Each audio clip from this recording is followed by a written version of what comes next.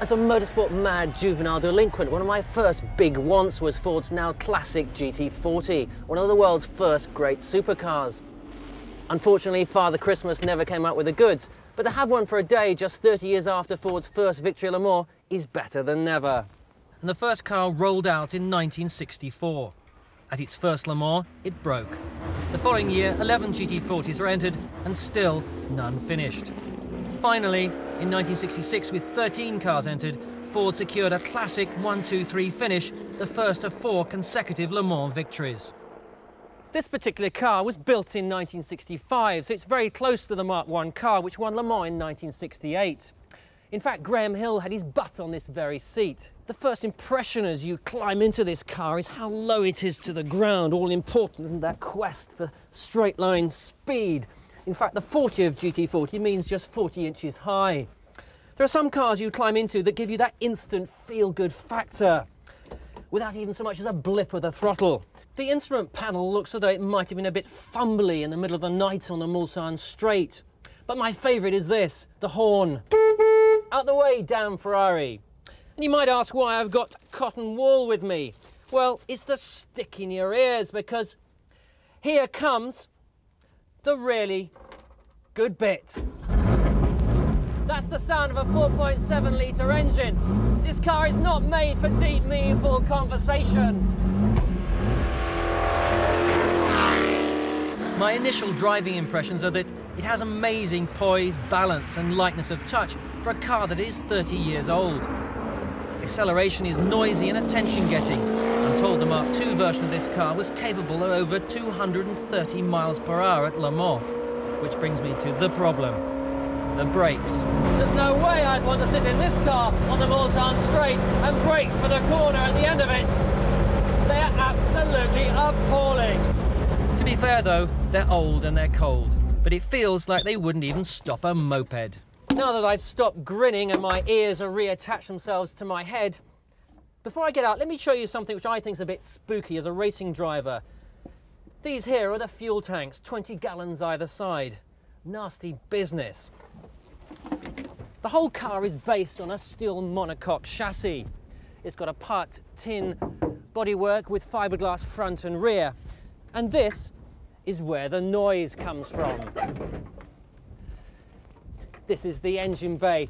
And this is the engine not only proved reliable, but fast enough to win 4 victories at Le Mans. Okay, it hasn't got the grip of a modern racing car. Not helped, actually, by the hard tyres on this car, which, incidentally, are fitted to real knock-off magnesium wheels. No namby-pamby air guns here, just good old sweat and a big hammer. Part of Ford's grand plan was to build road variations of the race car and to capitalise on their racing success like Ferrari did and still in fact do. Well, it didn't work. Probably because the road cars were barely distinguishable from the race cars and they lacked basic creature comforts. Eventually, Ford pulled the plug, partly because their new project, the Ford Cosworth V8 Grand Prix engine, was beginning to clean up in Formula One. Shame.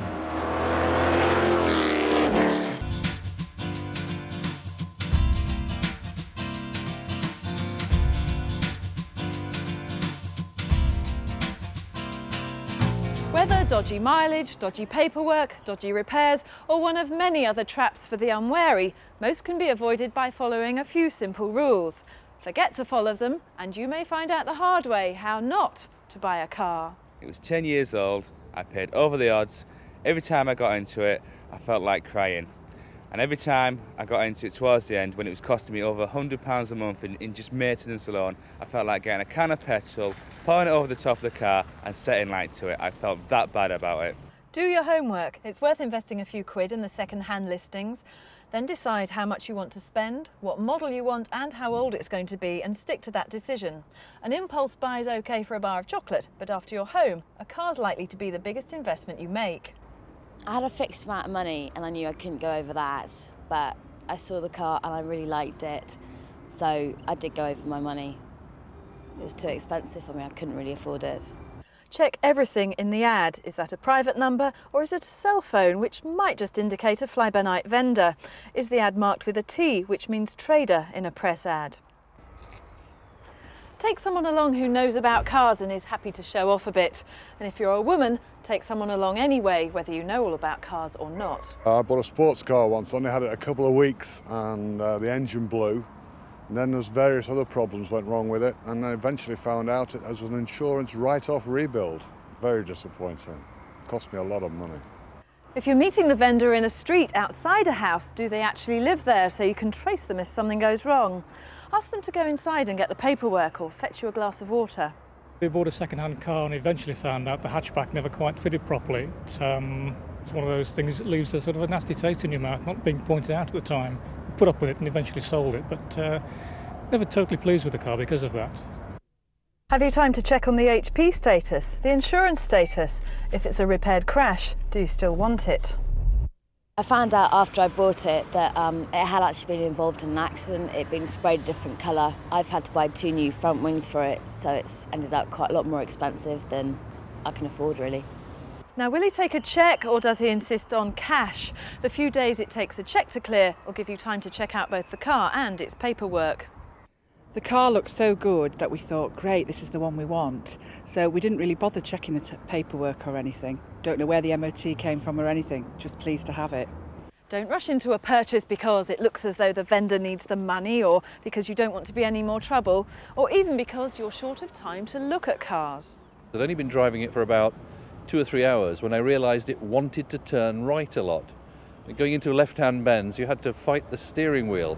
Pick your time and don't look at a car in the dark. Also, rain will mask body flaws and put pressure on you to make up your mind more quickly than you should. And finally, remember, you can always walk away from a car. There are lots and lots and lots of them out there to choose from, and one of them just has to have your name on it. These days, most cars are just boring. But on a beautiful Southern California day like today, what I wouldn't give to have a real American muscle car.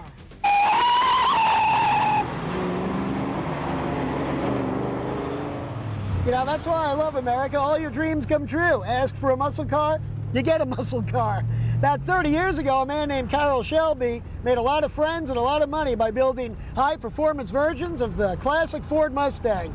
And today, another man from Southern California, Steve Saleen, is doing the very same thing.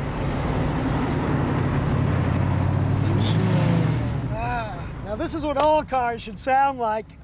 About 15 years ago, Steve Saleen, a former IndyCar racer and race car engineer, started Saleen Mustang in Southern California. These days, he takes a totally stock Mustang like this one and works all sorts of magic to it.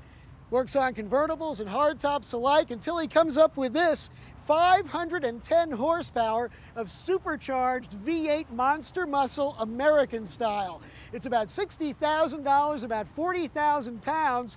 If you can't afford that, you could get half the power for about half the price in the S281.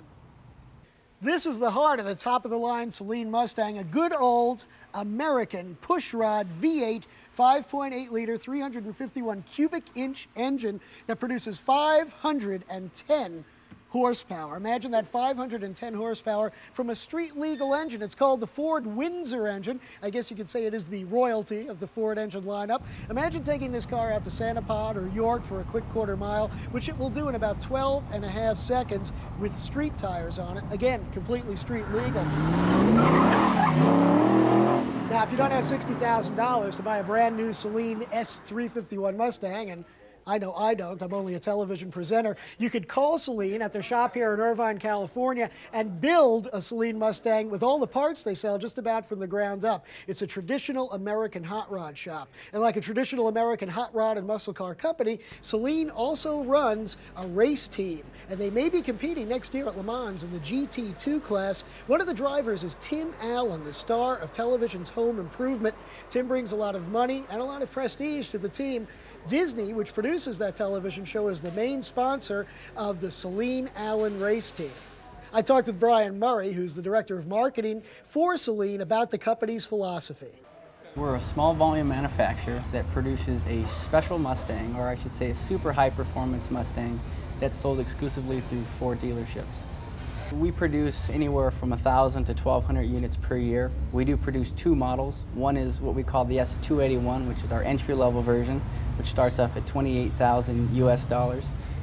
Secondly is our 351, which is our 510 horsepower supercar, which retails for 52 and above. Currently, our distribution is in North America only, in the US and Canada. We are currently, though, looking to expand to the European market. I think the first phase of that will be our entrance next year in the 24 Hours of Le Mans and a few other endurance championships on the European continent.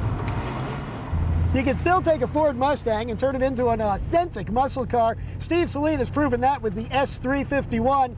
The engine, the steering, the braking, the transmission, the suspension, all upgraded, all improved, all much tighter, and certainly more performance-oriented than a stock Mustang right from the factory. Now, is it worth $60,000? Well, that's a question only you can answer. But if you want to buy a limited edition American muscle car that's really a modern-day version of the original muscle car, the Pontiac GTO, this is probably the one to buy. And you know what? It does a pretty good job of acting like an authentic American V8 muscle car. Got very few complaints about the car, and you even get about 20 miles per gallon. How could you argue with that? But at $60,000, who cares about the mileage? And you know, it just occurs to me, it's probably raining where you are, and I'm driving a Saleen Mustang convertible in Southern California, and well, you're not. Sorry.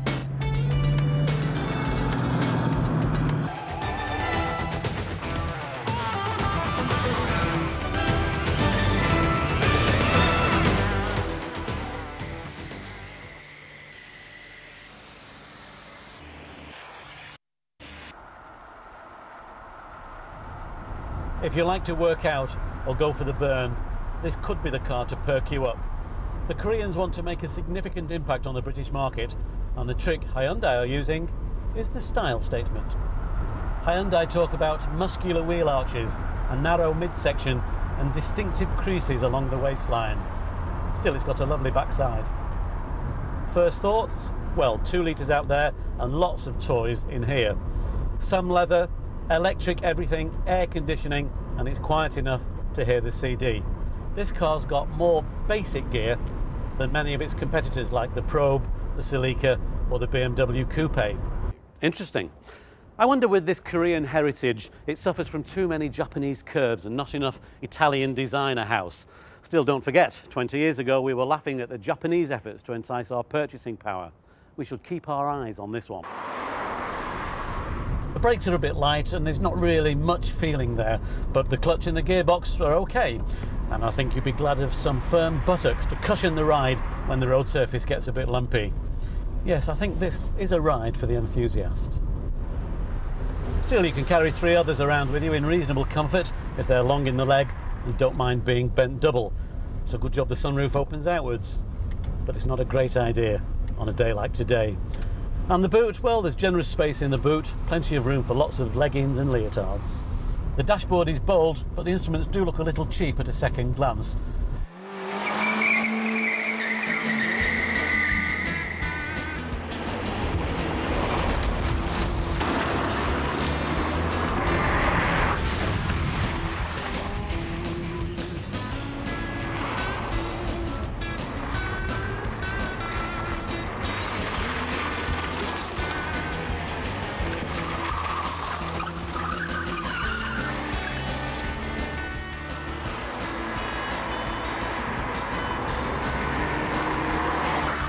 To reality. Okay, it's not perfect, but nor is the opposition, and it is cheap. Hyundai want to be taken seriously, and I think they've got this debut just about right. For most people, it's the look, the price, the warranty, and the high equipment level. They're far more important than race-bred suspension and super-powered engines. It'll be interesting to see if this has the Body Beautiful Brigade queuing up for a waistline crease. This is pure Hollywood, where the big stars get 5-star treatment. It's a small American motorhome, big enough for a jumbo jet and packed with every luxury to help the overworked actor relax between takes. Great for a 12-lane freeway, but let's face it, would you like to try a Lakeland hairpin bend in this? So, with the holiday season looming, let's head for the hills into more sensibly sized British motorhomes. The Eldis AutoQuest Elite 420 and from Swift the Contiki 650S. Motorhomes are commonplace in the States and in Europe, but here they've only just begun to challenge the caravan. Why? It's obvious when you think about it. You can leave the caravan on the drive and continue to use the family car day to day. This is much too big to take to the supermarket every 5 minutes. So you're left with a complete vehicle not being used all week at least. And motorhomes come dearer than caravans, of course. That Eldis has a 2.5 litre diesel and costs nearly 28.5 grand. This Swift has a 2.5 litre turbo diesel and comes in at nearly 38 grand. These are not impulse buys. Don't lose heart. Most people try these on a rental basis because they do have advantages over the caravan. No 50-mile-an-hour limit, and with the passengers strapped in way down the back, it reduces that long journey earache. Most important for me, the food, the drinks and the toys travel with you.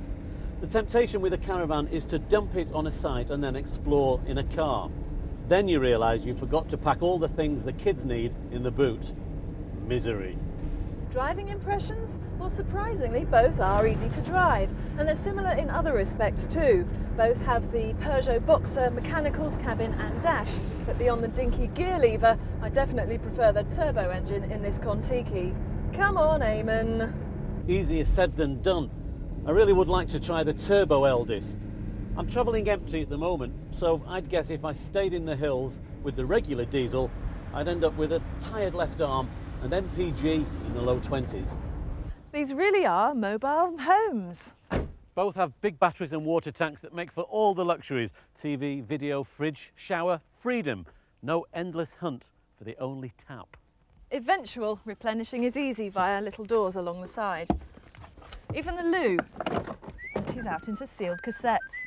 Eamon, don't you dare! Bit cramped in there. And make sure you choose one with sleeping arrangements to suit you. The Eldis can sleep 2, 4, 6, but it would make things a bit tight.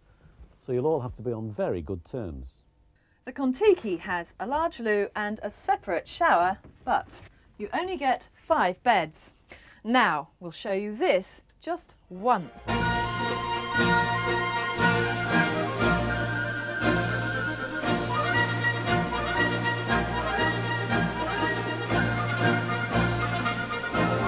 A tight fit, but a possible advantage here. With all the sleeping up at one end, this remains clear.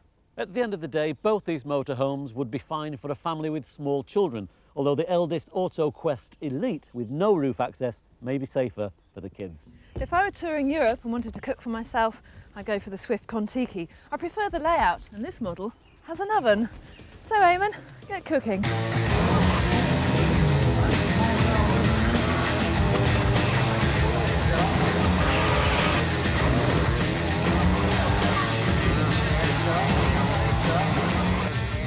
What on earth am I doing here? At the Bolton Greyhound Stadium. Normally I'm used to the glamour of Silverstone and Brands Hatch, and I don't even own a dog. The reason we're here is to see the grassroots of motorsport. That's banger and stock car racing. I mean, if your car's a bit of a dog, I guess you could turn up here one Sunday afternoon and give it a try. What's the best variety of car? Oh, we're into all sorts. I mean, this was a Toyota Corolla. But surprisingly enough, larders. Yeah, I've noticed the larders. They keep going round and round and round. Like tanks. They just keep on going, take the knocks, sledgehammer in the pits, and they're back out again the following race. Yeah. That last race then, I was expecting to be dragged off with a tractor, but just kept on going. Just keep your foot down, make sure it doesn't stall. Just try and take as many out as you can.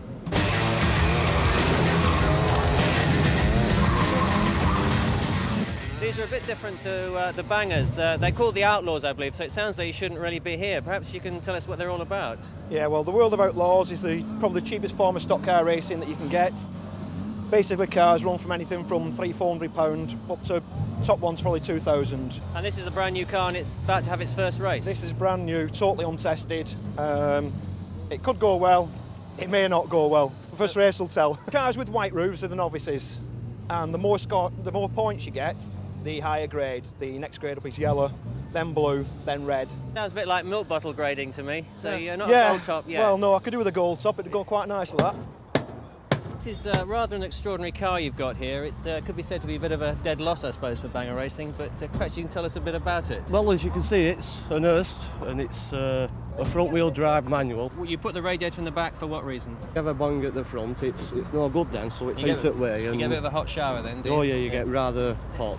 You're going out in the small stock race, Banger aren't you? stocks, yeah, that's the Banger smaller stocks. version. So you could just about get a Mini in the back there, couldn't you? Oh, just about, yeah. So you raced one of these Hursts before?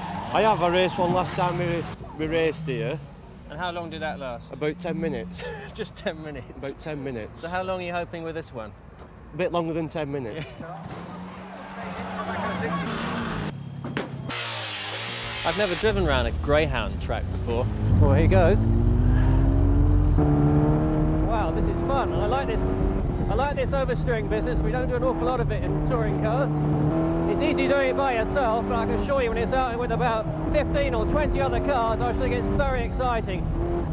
And remember, this is a contact sport. The whole idea is to actually nerf each other off. Of course, being a touring car driver, we wouldn't think of doing such a thing. No, we take the checkered flag.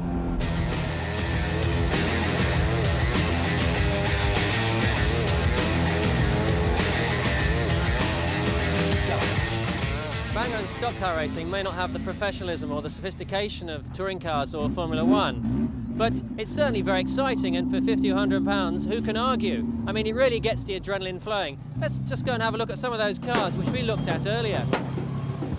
I like the acro jacks in there. Every time after a race, you just wind it out and push it. Just wind it out, that's it. Straightens it out Straighten again. it back out. That's the key to it. Just push him out. Very technical, that. How long was it when you started out? About sort of 10 feet? 27 feet. It's a limousine. 27 feet. It was a limo, it was a stretch limo when we started. So Dave, I think this is probably classified as a fairly dead hearse.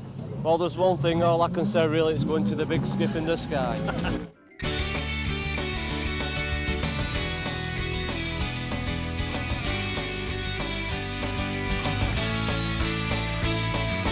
This time couldn't last forever. Tell me what's your pleasure.